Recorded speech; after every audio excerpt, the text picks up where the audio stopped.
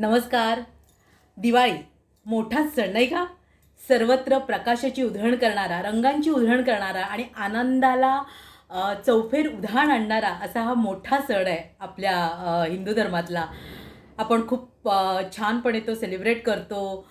दिव्यांची आरास, आकाशकंदील, रांगोळी, फटाके, आतषबाजी सगळीकडे अक्षरशः उधाण आलेलं असतं उत्साहाला. किती छान वाटतं ना?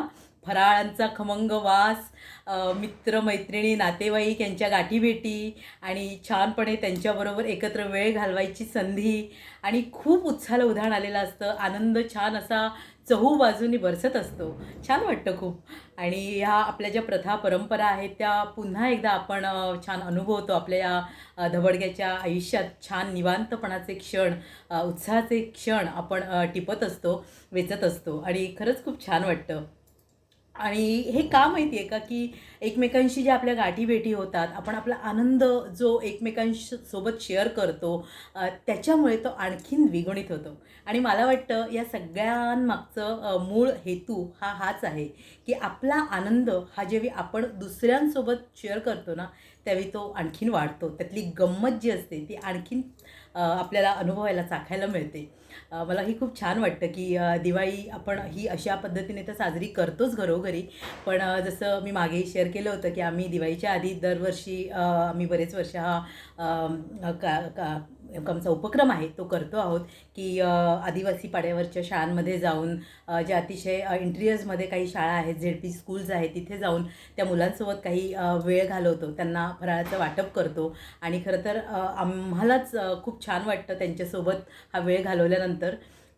तर त्यामुळे खूप छान उपक्रम आम्हाला वाटतो, तो अनुभव वाटतो. आम्ही खूप आमच्या मित्रमैत्रिणींबरोबर शेअर करतो आणि त्यांनाही त्याच्यात सहभागी व्हायला आवडतं. तसंच छानपणे मी ब्लेसिंग कोर्स करून आले. तेही एक खूप छान वेगळं स्पिरिच्युअल ट्रीट आहे ती. तर तो एक अनुभव आणखीन वेगळ्या स्तरावरचा आहे, तोही अनुभवला. सो मला काय वाटतं, की हे जे सण आहेत किंवा आपण जे उत्सव आहेत ते आपण साजरे करतो, तर आपला आनंद हा आपण तर निश्चितपणे सेलिब्रेट करतोच सगळ्या मुमेंट्स आणि सगळ्या आयुष्यातल्या गोष्टी.